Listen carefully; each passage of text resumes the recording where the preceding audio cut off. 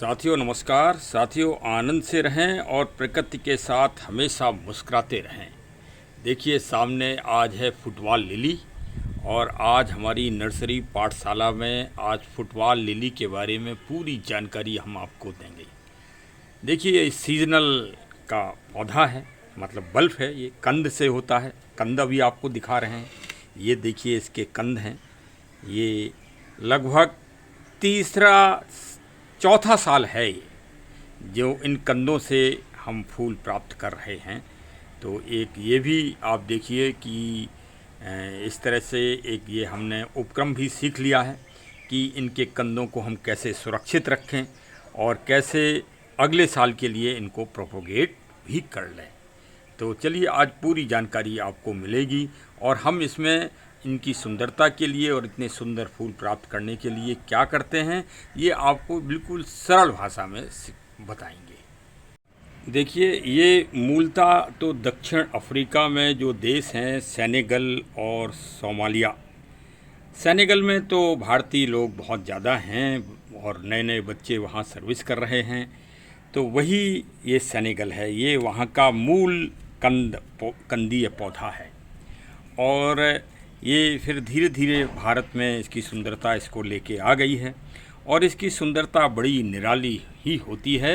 और ये मई से लेके और जब तक बारिश का सीज़न आएगा अगस्त सितंबर तक आप इसमें फूल इसी तरह के प्राप्त करते रहेंगे। इससे कंदों से डायरेक्ट स्पाइक निकलती है और उसी में ये फूल आता है। ये देखिए पत्ते अभी इसमें नहीं निकले हैं, सीधे ये वाला स्पाइक निकला है और इसी में ये फूल दो आ गए हैं। तो ये आप इसका रोपण मार्च में करें। मार्च के महीने में इसके कंद आप नर्सरी से या जहाँ भी आपको उपलब्ध हो जाएं या आपके पास पुराने रखे हों उनको आप रोपित करिए। और रोपित करने का नियम ये है कि कम से कम 2 इंच इनको सिर्फ मिट्टी में डालिए और ये जो कंद का ऊपर वाला हिस्सा है ये दिखाई देता रहे।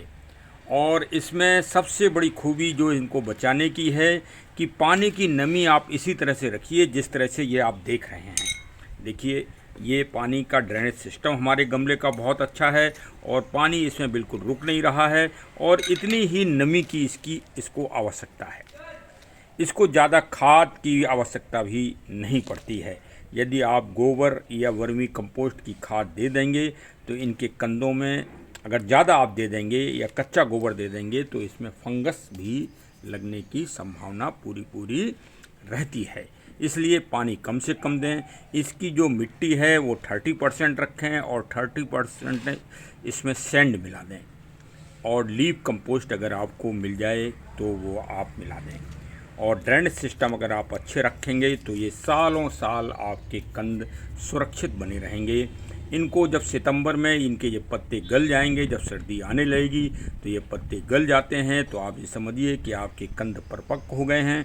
उनको निकाल के आप सूखी हुई सैंड में या अपने फ्रिज में आप रख सकते हैं और इनको संरक्षित कर सकते हैं।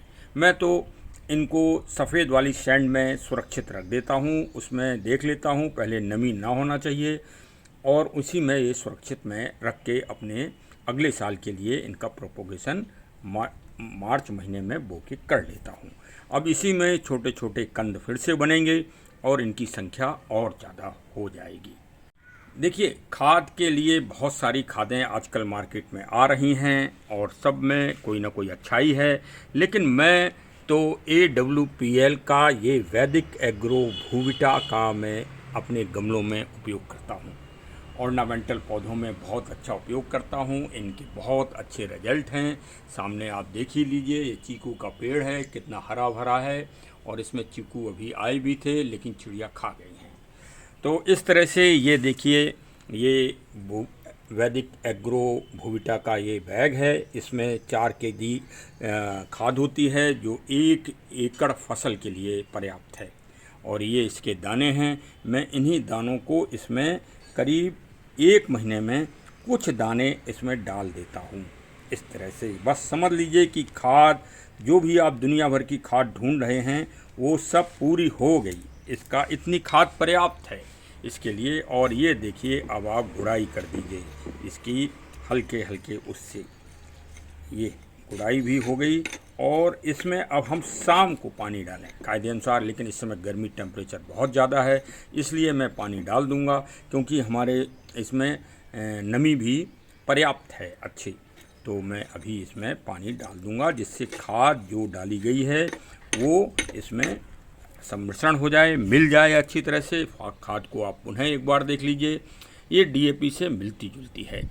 ये हर फसल में आप इसमें डालिए, धान में डालिए, आलू में डालिए, गन्ने में डालिए, और जो भी आप मक्का में डालिए, सभी फसलों में इसका बहुत अच्छा रिजल्ट मिल रहा है किसानों को। ये किसानों की आर्थिक स्थिति को मजबूत करने के लिए एक उपक्रम भी है। कम खर्चे में ये 551 रुपये का बैग आता है। आप हमसे अगर संपर्क करेंगे तो मैं आपको खाद उपलब्ध करा दूंगा, और अच्छे जो कंपनी के डिबेट है, प्लानिंग योजना है, उसके तहत आपको ये उपलब्ध हो जाएगी खाद।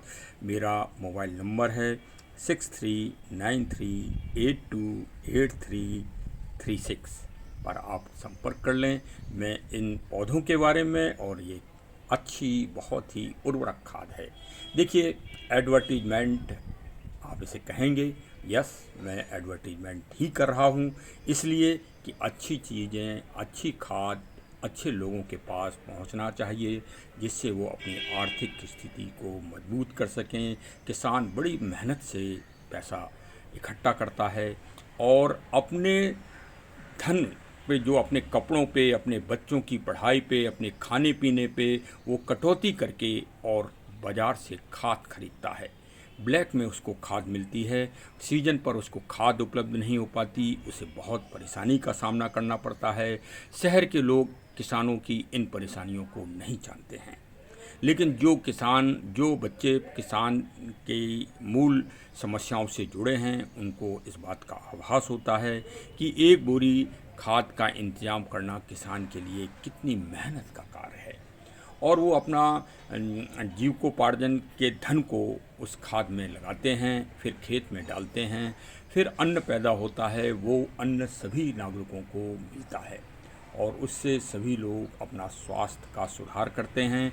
ये पूरी तरह से जैविक और ऑर्गेनिक खाद है, और इसमें किसी भी तरह का कोई रसायन या कोई विषैले तत्व या कीटनाश इसमें नहीं मिला हुआ है। इससे आप अपने हर फसल में एक बहुत सुधार कर सकते हैं, जिससे जैविक है, क्योंकि तो ये स्वास्थ्य वर्धक भी है।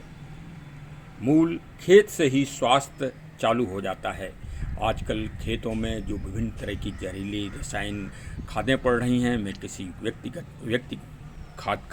खाद का नाम नहीं लूँगा, क्योंकि सभी में कुछ न कुछ गुण और कुछ न कुछ अवगुण हैं, लेकिन जो हमारी ये खाद है ये पूरी तरह से जैविक है।